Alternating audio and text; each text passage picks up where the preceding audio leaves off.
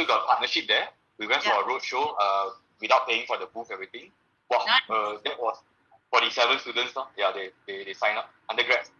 So when we are ready next year, when they graduate, no problem. We are quite, traction is there. Yeah, we validated our model already. There's demand in the market. Yeah, we even talk to LPP, the Farmers Association. They got 190,000 registered farmers that they'll blast out for us once they're ready. Nice. Yeah, we always spoke to the Minister of Education, but that was previous government. So we spoke to the Director General for Institute of Higher Learning as well as the Vocational Institute. They're supposed to be part of a course so that when they graduate, they can join us as Agroprenuers for the IHLs, the graduates. For the Vocational Training Center will be the farm workers. So it's so we actually have met the Minister of Education and got the blessing, but that was well, I can arrange for you to meet the Minister of Higher Education now. No need. Yeah, I think we wait for this. Yeah, let it settle down first. We get our pilot up especially, because right now everybody will say the same thing. When you're ready, then a lot of things will move, right? Now give us about 3 to 4 months. Now rainy season, so a bit of delay. So once the farm is ready, another plot already? Not yet. Because right now the funds that we raise is only for the pilot. The capex very heavy, Yeah, so we need the VC money to come in for us to expand. Yeah. Then we scale up from there. Yeah, our 5 acres first. Then we scale up after when we prove it. When more money comes in, then we expand faster. So that's on standby, I assume. The yes, VC correct. Yeah, we already got a few of the VCs waiting already. Nice. Yeah, because we're now pre-revenue stage, so very clearly one checkbox is not ticked. Once we earn a single dollar, may not be profitable in the first 2 years. Never mind. At least we are revenue generating stage. Yeah, I mean, if you look at companies like Facebook, Google, or Amazon,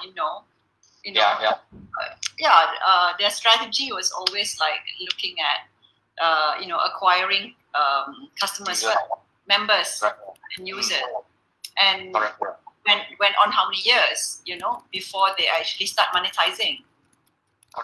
Ours, we are quite lucky, right? We are not a pure digital play. So for us, when we scale, it's very physically, you go and see a very impressive one. Yeah, so a lot of the VCs that we talk to and the PEs and the family offices, not only from Malaysia or Singapore, some from India, some from Australia, right? So when the farm is ready, they go and see. If they get excited, right? Wow, we can expand regionally very fast. That's the plan. Okay, I think, Kelvin, we are live, and we've been live for a few minutes already. Anyway, so we're gonna start the session. Okay, hi everybody. Welcome to this week's segment of Ask Atta, and we have a special guest today. Very special guest. It's one of our issuers who have recently successfully closed their fundraising. This is Kelveen Soh, the co-founder and CEO of Fefifo. Say hi, Kelveen. Hello, hi everybody. Yeah, so we'll have Kelveen to talk to us, share with everyone here today more about what went on with the crowdfunding campaign, and so that you guys get to know more about Fefifo as well, and just a little bit about background about Ada Plus, and also about Ask Atta. So Ada Plus is a regulated equity crowdfunding platform. We are regulated by the Securities Commission of Malaysia, and we've gotten the registration since 2015, one of the first 6 to receive the registration with the Securities Commission. And we actually carry out, or we do this as a session every 2 weeks, whereby anyone and everyone can ask us anything that they want to know about equity crowdfunding. But at the same time, we actually have specific topics that we focus on for every segment that we do. So for this segment, our focus today, we want to talk about and highlight the success story of Fefifo and their equity crowdfunding fundraising, and they did really, really well. They raised close to 3.1 million ringgit, which was more than 1,000%, above oversubscribed, or over their minimum target. And with me today is Kelveen Soh, and the co-founder and CEO. And Kelveen, before we begin, perhaps Kelveen, you want to tell us a little bit about your background and before your life before Fefifo, and how do you get into this area? Yeah, go ahead, Kelveen. Sure. Life before Fefifo, actually, I started a company back in year 2000. That time, there's no such thing as startup, not so sexy one. So I just started a company. I grew it over 10 years. I sold it to MNC. So it's WPP, one of the largest media agencies in the world network. So my company was handling a lot of digital work. So I saw through the trends from CD-ROMs. I was building CD-ROMs for ministries and mobile phone companies until social media happened, until mobile apps happened. So I've been building and be on top of a lot of digital trends since like year 2001. So over the 18 years, built the company, sold it. My last help was the regional CEO of Grey Digital. Yeah, so it's part of a global network. So that was my past life. So I just exited in 2018 and started Fefifo last year, 2019. But while I was leaving, I didn't jump straight away to start agriculture because my background is digital, right? Not in farming. So I spent the last 3 years studying my friend's farm. So I was quite lucky that when I was exiting, my old company is called Yoke. When I was exiting Yoke, I was looking at what to do next using my skill set, right? So I'm looking at digital experience, knowledge, and how to disrupt an old sector. So when I was looking around my circle of friends and family, right, I realized a lot of them are in agriculture and farming. So I got friends in Johor, they're doing regenerative organic work. I got an uncle selling agri-inputs, fertilizers. I got another cousin that has a durian farm in Johor, so I'm from Johor. Yeah. And I got very close friends from Ipoh and Cameron that runs a farm. So that's how we got into the whole agriculture space. So I've been studying my friend's farm. He started his latest farm in Gotong Jaya, halfway through Genting, right? So we were there the first day they opened until the day they closed down, which was last year. Then they joined us full time. So throughout that 3 years journey, right, we got the insights of all the smallholder farmers' problems. Smallholder refer to any farm that's smaller than 5 acres. So that's actually 80% of the food you eat are grown by smallholder farmers. So anyway, me and a group of friends went through the whole 3.5 years of operating a farm, commercial farm, and found out what are the problems they're facing. And actually, growing is very simple for farmers. A lot of their problems are business-related problems, fraudulent behavior, contracts, marketing. Very simply, financial governance. They don't know how to do their concept of forecasting, budgeting. They really don't know what they're spending, what they're earning. So a lot of it, we realized that between me and my other co-founders' skill set could really help a smallholder farmer or help my friend. In fact, starting from helping my friend's problems, we realized that it actually can solve Southeast Asian smallholder farmers' problem, which is about 330 million people. So that's where the birth of Fefifo came about. We really wanted to solve farmers' business problems in enterprise farming.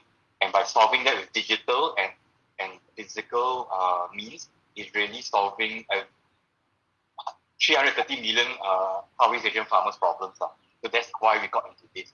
Nice. So, yeah, so Fefifo is an agri-tech company. It's first of its kind. It's pioneering digitalized and standardized farming in ready-to-farm modern spaces. We call them co-farm. So our vision is to make co-farming, make agriculture sustainable and profitable for smallholder farmers throughout Southeast Asia. That's our goal. Yeah. Okay. So, that's what we do. Yeah. Okay. Excellent. Excellent. I mean, it's all about. I mean, it's quite a shift, right, from what you used to do, and now. But it's very, very interesting because I think that's what also what we thought when we first met you, and it was something really revolutionary, and very innovative in the agricultural space. But now, Kelveen, I would just like to come back to the agri crowdfunding campaign, right? And a question to you, and why did Fefifo decide to opt for agri crowdfunding as a fundraising channel, or is it a strategy on your side? What was it? Okay, so we actually have quite a clear path for fundraising. We have already planned ourselves from now till Series A and B or so. So we had been approaching a lot of angels. This is a startup, right? Angels, friends, and family round, and as well as talk to VCs, institutional funding, corporates, funding officers, VCs, and PEs. What we had been raising previously before we met you were actually quite big ticket quantums, and a lot of my friends and network, right, cannot afford that quantum. That's where funding was a very good channel for us to capture our friends and family interest with smaller ticket sizes. So that's a strategy on its own. ECF is one fundraising channel. It's not our only fundraising channel. So that's where we approach it, we studied it, and we realized that it really works. So when we open up, right, a lot of my friends and family can come in. They're already interested in investing in us, except that we cannot accept them previously. That's how it came about with you guys. Yeah, a friend introduced to TV, then met with everyone. Then we realized that it fits it covers that demographic of people that around us that cannot invest in us when we have such a high barrier of entry to become our shareholders. Yeah, that's where it was a good move to go through ECF. Does that answer your question? Yeah. Yes, of course. And I'd like to welcome any one of you who's just joined us. And if you have any questions, please share it with us. Yeah, and you can ask either myself or Kelveen on anything what you want to know. Yeah. So Kelveen and team. Yeah. I just want to understand also. When you started the journey. And what was your experience? Because I think when we started to market and promote the campaign, it was pre-COVID, and then COVID hit us, Yes. I think timing was not very good for us back then. Yeah. But I'll tell you the good and bad about it. I can tell you. Okay. So in fact, If any other questions, I can answer in one go. Yeah. Yeah, sure. And that is one. And secondly, when you finally decided that you wanted to opt for ECF, was there a lot of planning and strategy put into the fundraising journey? Yeah. Okay. Yeah. So maybe I start with timing. I think we started exploring and preparing for it early this year already. And when we were ready to launch, or at the tail end of the preparation, that's where suddenly MCO happened. And we needed to find the right timing when to launch. So I think I was working very closely with yourself and Josh. When is the right timing? When should we launch it? Do we do a soft launch first or etc.? So I think there was a lot of preparation on especially feeling the sentiments of the potential investors. So I think that's where it leads me to how crowdfunding during this global crisis have different sentiments of different kind of investors. So for us, we are quite lucky. We are in a sector that got highlighted during the lockdown and the crisis, because we are in food production. So it's an essential service that suddenly everybody can read articles about how farmers cannot sell their crops to the consumers. They need to throw away a lot of vegetables, right? So suddenly, our business came to light, our sector came to light, and as the essential sector, right, a lot of interest started coming in. So that's a good plus point about how we took the opportunity to push ourselves further. But the downside is that the wallet sector, the belts are sector, is a lot of the investors they spoke to. So some of my friends that earlier say, oh, I got this much, they got cut down by 1-0. You know what I mean? The amount you want to invest. So that's where the timing was quite critical. But that's why we launched slightly after the I think it was around condition MCO period, where people start to feel some hope about I guess the economy moving forward. But that's that part about timing. And how we got prepared was a lot of planning. It's not like MCO finished, we just launched. No, there's a lot of preparation that went behind it, a lot of thinking and discussion with the team. And it's not one-man effort. We was working with Josh and Ataplas together. So we really tried to, the strategy was to leverage on each other.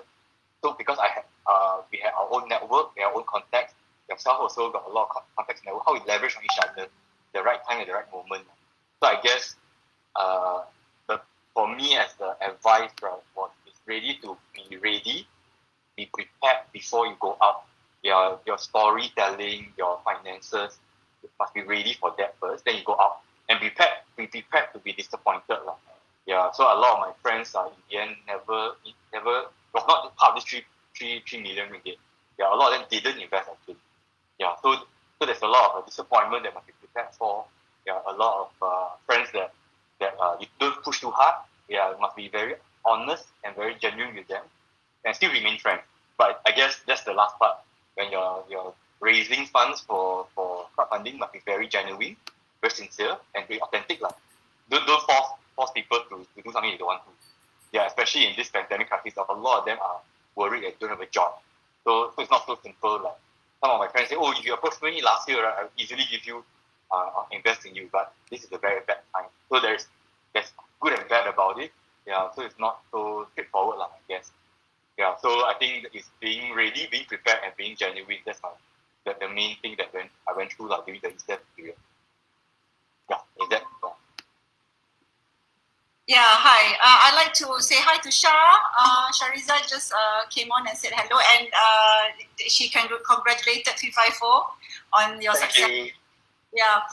Just coming back to you mentioned that earlier you mentioned one of the reasons why you decided to do ECF was also because they were family and friends who wanted to invest, right, and to make it legitimate, and so that you decided on ECF. But just out of curiosity, out of your pool of investors, were there people who you'd never met and found you because of ECF?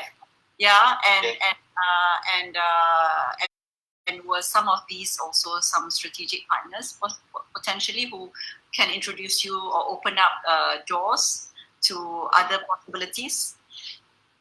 Actually, I did some data crunching. I think about 20 people were strangers. That means we don't know them. They are out of the 55. So all thanks to Ataplas's network. And we've been communicating, some of them through LinkedIn, some of them through email or WhatsApp. Yeah, so I'm trying to be friends with them and know them a bit better. But these are strangers right now. So I'm still not very close with them yet. In terms of strategic partnership, I think through the various eye contact sessions, we did meet through your contacts a lot of other potentially strategic partners. Sadly, a lot of them didn't eventually come in time, or it's not the right time for them to come in. So some of them are still in contact about how do we partner on other ways. So the strategic partnerships may happen, and we're still open to explore with them further. So I guess it's a plus and minus, meaning those strategic partners at current, they didn't participate in ECM, but there's potential to work with them in other ways. And those that did participate, not everyone is strategic. Some of them really, I spoke to them, they just believe in the story and the sector, and just I guess one of them was quite interesting. Is a guy that I've not met yet, Sun Yan, but we chat over LinkedIn already. He said that he worked in two companies from a tech company that went IPO. So he saw that in us, and he wanted to participate early. We're still talking to each other on LinkedIn. So that's how we've been approaching it. To find out each investor why did they invest in us, so that we can share their stories also. Nice. Okay, I was also curious because majority, I think, of the funds also came in during the and your engagement was during the lockdown period. And that must have been interesting because you would have engaged with them all online, majority of them. Yeah. Can you share some of the how that took place? Because I think for us, right, people when all these things happen, people are wondering, will people still invest during lockdown? Will people invest during this period? But I don't know. You may attest to this because what we observe is that people started investing more. Actually, they were looking at where they can park their money. So your thought. Kelveen. It's mixed sentiment, yes and no. So the first part of the question was, yes, during the lockdown period, everything went online. We pitched everything digitally.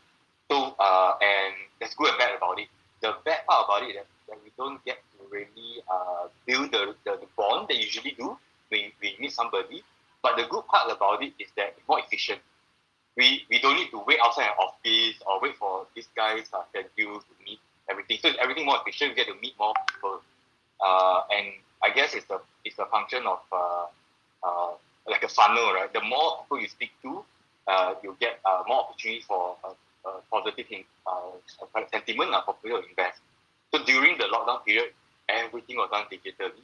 Everything was through either Zoom or Google Meet or whatever, and WhatsApp.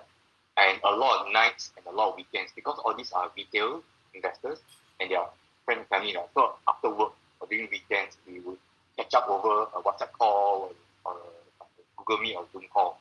So that happened quite a lot during the lockdown. But like I said, it's good and bad. Some of them don't convert, some of them do convert.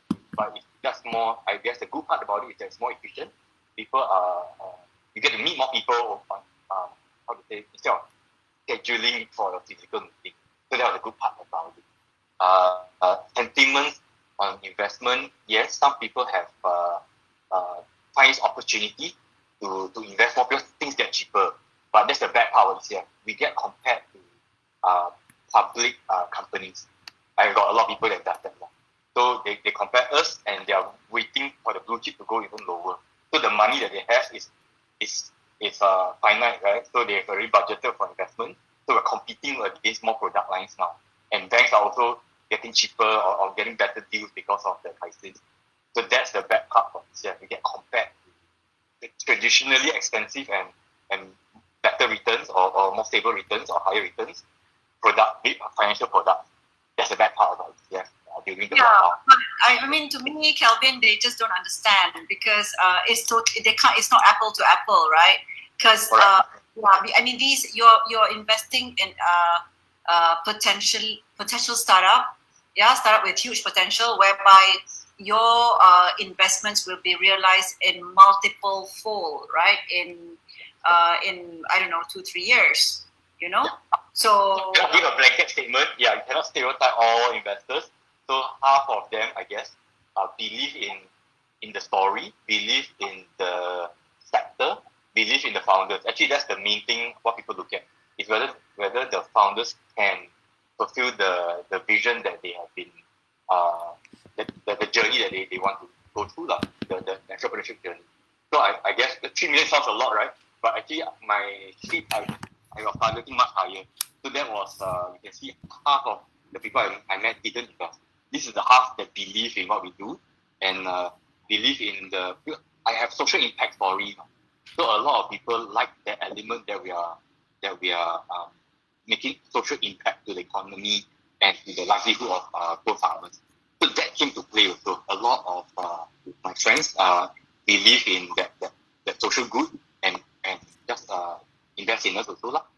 So you're right. A lot of them don't know that they are, or you shouldn't compare apples. It's not apple to apple comparison, but they would. It's still part of the formula, right? They need to have the returns, how much they want to invest. So that's where half of my friends didn't invest because of that. The other half they did lah. I guess the same for I guess people around you lah. Half of them would say it's a good time to invest because everything's cheaper. Half of them say, I need to tighten my belt because I never know what will happen next year. Right. No, absolutely. Right. Yeah, absolutely. And the thing is, right, invest in potential, but I think what I really like about your business is that you have very clear path in terms of what you're going to do next, and also you also have all the future funders all lined up already. They're just waiting for the right timing to come up, right? So, I mean, inverted commas, how wrong can they go? You know? Yeah. You go up, right? So for those who didn't invest, you guys are missing out big time. Yeah, I guess that's what being prepared means, or being ready, because it's not entrepreneurship is not so straightforward. It's not a project. It's a life. It's a life, right? Entrepreneurship is a entrepreneurship journey. Is for lifetime one. So you need to really know what you're getting into as an entrepreneur, and for potential investors, they need to know your plans. They won't invest in you because you're going to start a project and you may close down in 2 years' time. Yeah, if they look at the foresight or the vision of the entrepreneur, what they want to obtain in the next 2 years, 3 years, 5 years, 10 years. We're actually a 10-year plan, so we're quite clear on that path. Yeah, exactly. And I think this is a very good message for all, especially startups out there. When you coming up with your business plan, it has to be, a lot of things need to be clearly thought of, thought out, your strategy, and not just your business strategy, but also your product development, your tech development strategy. And you're right, Kelveen. Investors look at all that because they want to know also that the management or the team, have thought through their business. They know how they're going to take the company from point A to point B to point C. And again, like you said, you also thought of your fundraising strategy, and how you're creating value, and when you want to bring in the different type of investors at what stage of the business. Yeah? Yes, correct. I think I got one interesting point that I didn't get to share with you yet. I was looking at my investor pool, that means the ESEF investors. I realized that a big amount of them were referred by other earlier ESEF investors. What I meant is that some of my friends became our advocates. So I think that's another strategy for people interested in ECF. The ones that you got in early became my advocate. So they were once advocating to their network and to their friends. So I had advocates advocating to their network. Then when they spoke to me, they also invested. So that's another strategy that I guess that I didn't get to share so openly with yourself or Josh. Okay. Yeah. So for me, it's quite interesting. Yeah. Okay. We've got a few questions online. Okay. There's one question. What was the very first thing that Fefifo would do with the funds raise? Oh, very clear. We have a pie chart on our deal page. We are very clear on what is the allocation of the funds that we received already in percentages. So 40% is going into our pilot farm. Right now we are in progress already. So we're developing the physical space to be ready by now a bit heavy rain. Our first plan is for end of the year, but now should be January before Chinese New Year for the pilot farm to be ready. Just the very immediate usage of the funds. At the same time, we are also building our tech platform. So that is also on the way to meet the same timeline as the physical space. So by January, you'll be ready to launch our pilot, both on physical co-farms as well as our platform, DDFN. That's another chunk, 20% of our funds used. The rest is for our runway. So our runway also is planned quite. There's no point one. So now our runway is up to about 13 months. If we were to do one permutation, 13.1 months. But we opt for I did budget planning for 2021 already. So we opt for elements. The budget is for us to have a runway up to end of next year or Q3 next year. So that is the other part of our funds for our own OPEX and runway for us to raise more money as well as get in more farmers or agripreneurs. Does that answer your question? Yeah. Yes. Very, very thorough. Yeah. Just I'd like to hello to Eric. Eric, hi Eric, welcome. Okay, we have another question, and I think maybe it's from Coffee Sweetheart, whoever you are. Okay. Anyway, okay. So, the question is, I think we talked about this much earlier. So, how do you look for the agripreneurs, or do they find you, or and, how was the engagement, and how did they find you, and how was the approach done? Yeah. Okay. So in the beginning, because we have 2 smallholder farmers in our founding team, so we use our own network. So we went out to talk to different farmers in Cameron, in Pahang, in Perak. So within our own network, we can reach out also, and we have been attending a lot of farmers association dinners and stuff. So that is our own network. The other side of things, we reach out to the universities. So part of our target group are agriculture graduates. So we went to talk to UTALA, UPM, USM, and UPM also. So we have partnerships with UPM and UTA, up to even to the Ministry of Education. So we've spoken to the Director Generals of the relevant people. So that is one other big group of potential agripreneurs. Another big group are from the LPP, the National Farmers Authority. So that one, we spoke to them, and we fall into a program called National Young Farmers Program. There's about 190,000 registered farmers that we can tap on there once we're ready. So that is in the beginning where we have a strategy on how to reach out to our audience. Right now, at this moment, we've been getting people writing in on our website almost every week. Weekly, we get people asking us how to join us and become agripreneurs. And I've been talking to our country manager, Alex. We've been so humble about it, but at the same time, we feel bad. We need to turn them down because I was telling Elain, our pilot only got limited space. So right now, we're turning people down to say once we're ready, and for phase 2, then we will open up to more people. Right now, it's oversubscribed already. Yeah, but that's what's happening now. We are getting people writing in to us on our website also. But at the same time, we got partnerships in place with all the different, channels to reach out to the agripreneurs. Yeah. So just out of curiosity, right? So when you first broach this new concept to the smallholder, especially the smallholder farmers, I just want to. What was their reaction? Did they think it was strange? And what was it? I'm just curious to know. There's one very clear reaction in my mind that I can remember. I went to Bentong. I went to meet one farmer. He's an Indian guy. He was growing chili. He was telling us his stories that every time monsoon season, right, for 3 months, he cannot feed the family. He cannot sell his chili. He got 5 acres of chili. Monsoon season, not because of flood and rain, is that the chili get a lot of fungus. So you cannot sell the crop. So for 3 months, he cannot feed the family. Wow, that kind of story you hear already, you do feel like one top, right? Then I told them about our business model, that if we provide greenhouses for you, we provide this, provide that, but you don't need to pay for all that. You just pay us a monthly fee instead of one big amount to invest in the greenhouse. Wow, his eyes light up. He said, when will you be ready? I want to join you. Straight away, I could see that the enthusiasm from his face very, very clear. Then he said he wanted to tell all his friends in the community also. So that was one of the earlier reaction of last year when we were talking to different farmers.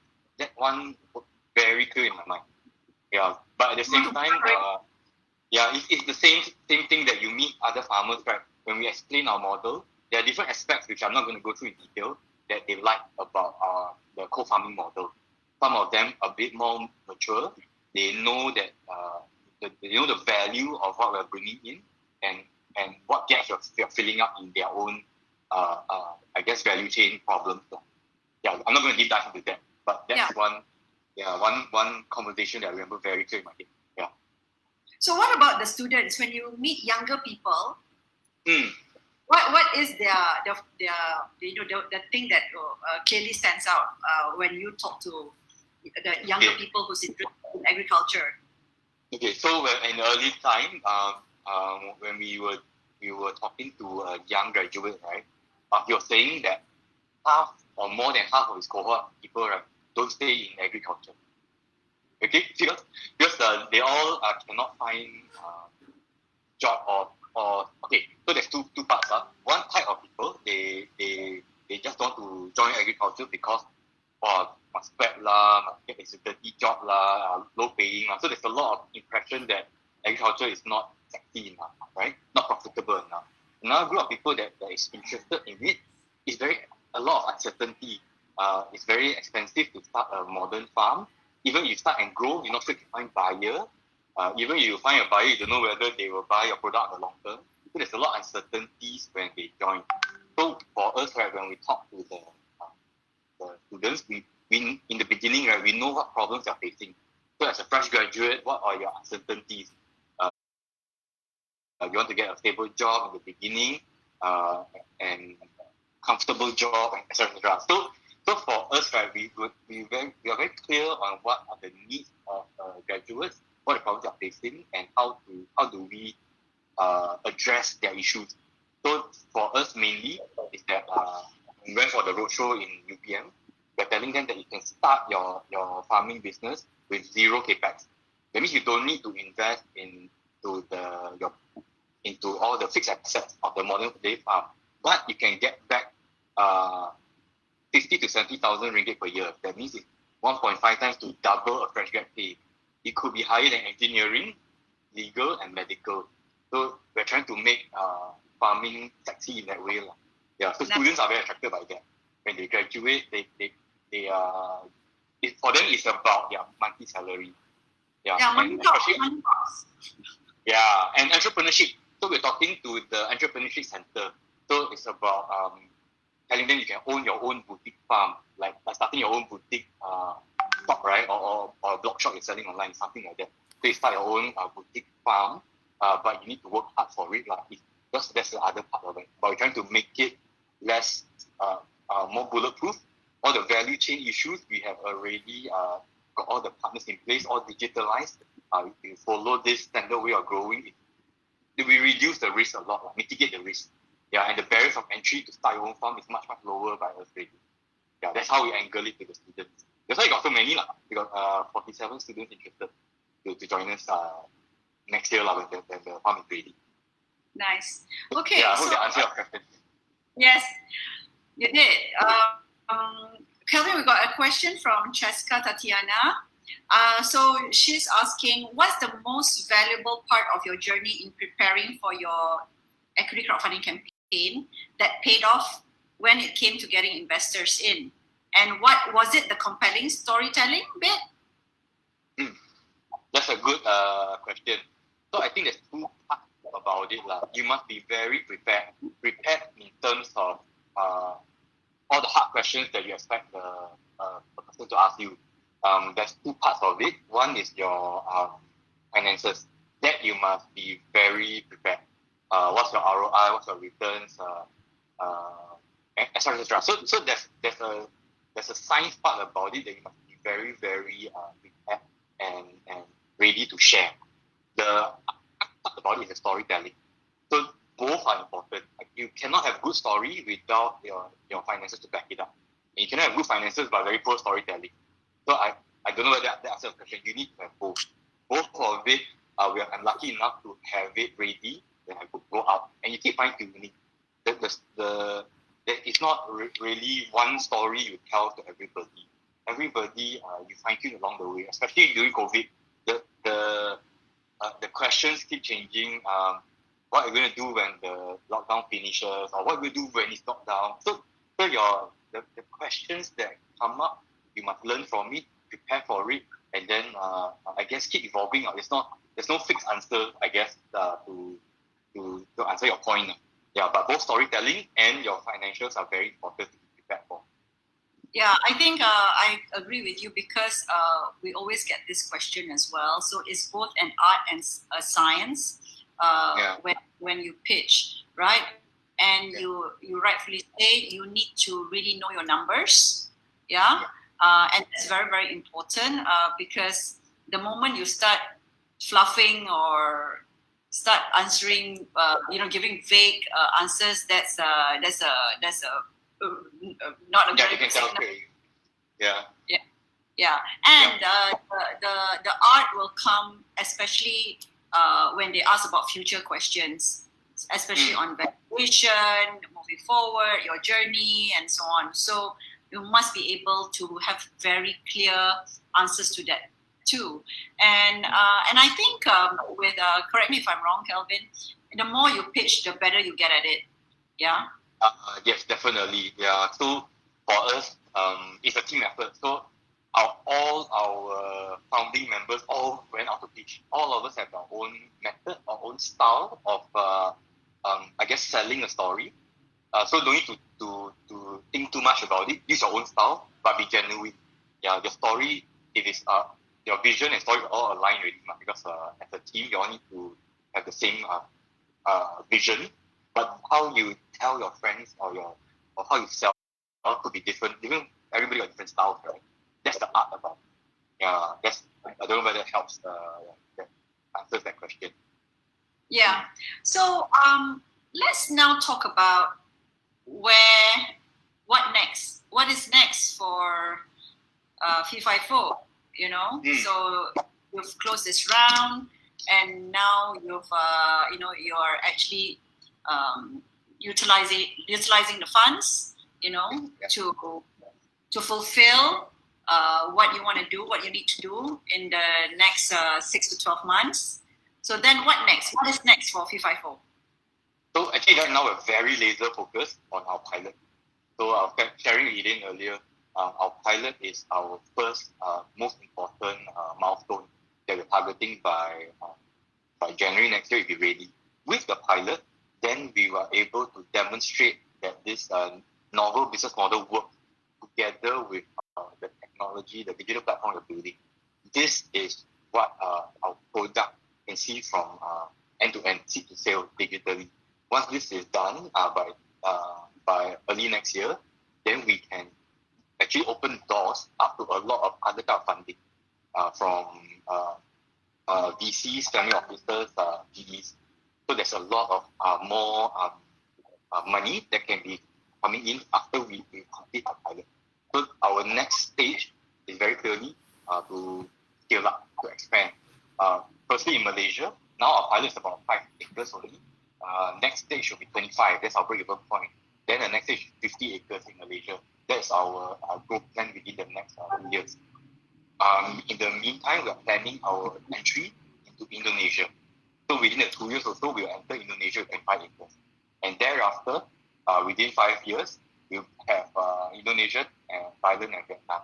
Then in 10 years, will be 6 ASEAN countries, including Philippines, Myanmar, Vietnam, Indonesia, Malaysia, and Singapore.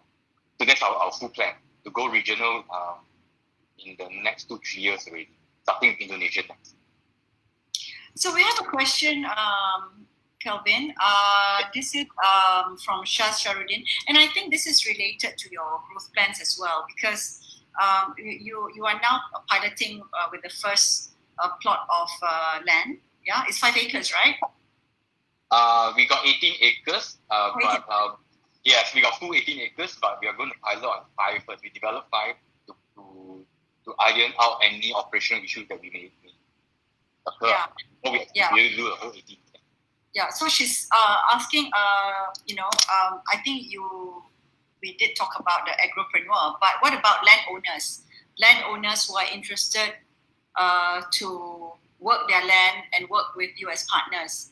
So is that a strategy? What is that strategy in terms of your expansion plans, and not just in Malaysia, but also in the countries that you mentioned earlier? So landowners is a different strategy altogether. We have a different ways to engage the landowner, be it state, because they are landowners, right? They are state-owned land as well as private owners. So our strategy will be on these two so-called channels. So when you talk about private landowners, right now we have a lot of interest from different states and different countries. A lot of them, we tell them the same thing. We want to focus ourselves, right? Our team is very lean. So we're going to focus on a pilot first. When you're ready, then we are all in the pipeline. When we're ready to expand, then we will revisit how do I go to Johor, Malacca, Sabah, Sarawak, or in Indonesia, Bandung, or in Batam. Yeah, so we've got a lot of landowners or people interested in our model. So we have engaged with them and telling them that how we can work with them. Because we have either pure rental, profit sharing, or hybrid model. So I'm not going through details, but we do have a way to engage different type of landowners already.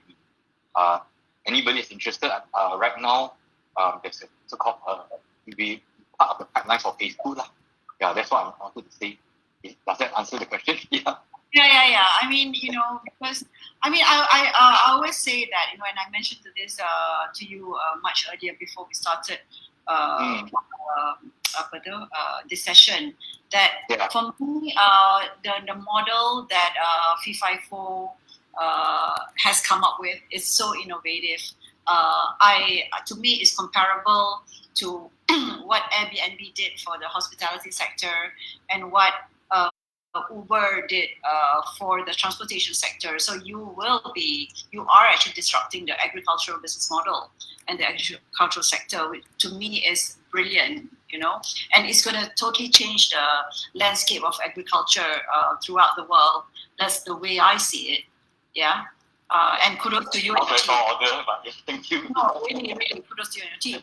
And at this point, I'd like to bring in Josh. Josh is, if you guys heard Kelvin saying Josh, and Josh is actually one of our team members of Ada Plus, and Josh was actually the account manager and works very closely with Kelvin and his team, with Chris and the rest.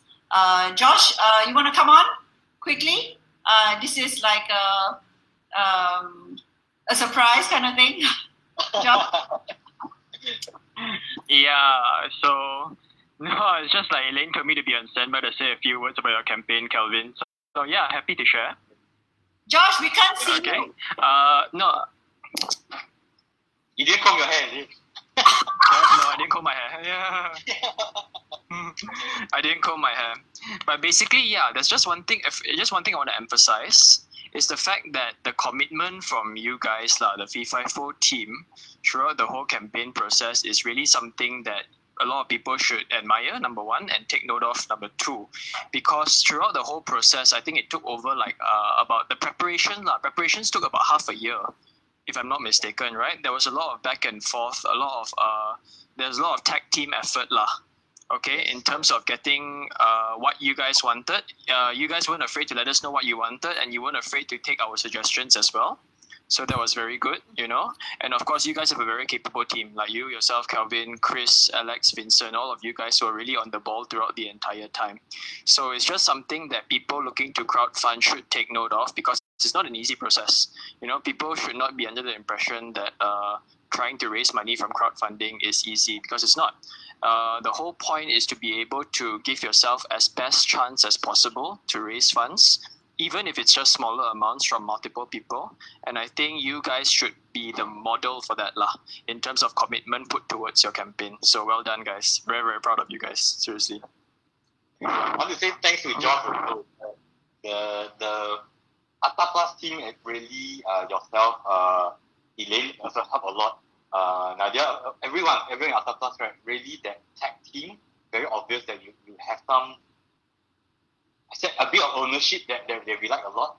I can see very responsible, very reactive, very responsive also, and very open to we openly share each other's problems and what we want to achieve, and you try to sincerely find a solution for that. So that's what we appreciate about. A lot of people ask me, oh, why you didn't go to was it Pitch In and some others, right? Because you're comparing with other platforms. Then I say, oh, the team at Atapas are very solid. They are no regrets one. Yeah, so that's what I was telling them. I don't know about other people or the other platform, but the difference that we felt was in the team that Atapas put together for us. That really, it really felt like part of us and part of Fefifo, our marketing team or our ECF team together. So that was one thing that I wanted to tell Elain also. This partnership was very tight, and that's why this success is together one. Yeah, how we achieve this. I guess this successful campaign. Thank you. Thanks, Kelveen. Yeah. We feel the same way, and we're very proud of you, and we're actually very humbled that you chose us to work together with you, and to work towards this journey of fundraising. And any last words from you? We're coming to the close already. Anything else that you want to say in 1 minute? I guess what's relevant as a closing is a bit of what Josh said. Equity crowdfunding is not simple, it's not easy. Yeah, but you are prepared for it, you get ready for it, and you are genuine about fundraising and getting investors and new shareholders in, right? I think it's a good platform for you to, I guess, open up your story and let other people be part of your journey. I think that's the advantage that I saw for ECF. Yeah. Thank you. Thanks, Kelvin. And on behalf of the Ata Plus team, we also thank you, right, for the kind words. And like one of the team members said, love Kelvin for the shout out. Is it Mati? Yes, it's Mati. Mati, I guess. And congratulations again. And we're really looking forward to the future of Fefifo, and we believe in you, and we believe that you will go really far. Fefifo as a company. And guys, everybody, and the audience out there, we're gonna have another round of Ata another 2 weeks, right? So do watch out for it with another special guest. And Kelvin, thanks again for joining us today, for taking the time, and say hello to the rest of the team members at Fefifo, and to everyone else who has joined us today. Thank you very much, and take good care and stay safe. And we look forward to see you again in the next session. Bye, everybody. Thank you, Kelvin. Yeah, thanks, Elain. Thanks, Josh. Bye. Thanks, Kelvin. See you. See you. Thank you. Bye. Bye, everyone.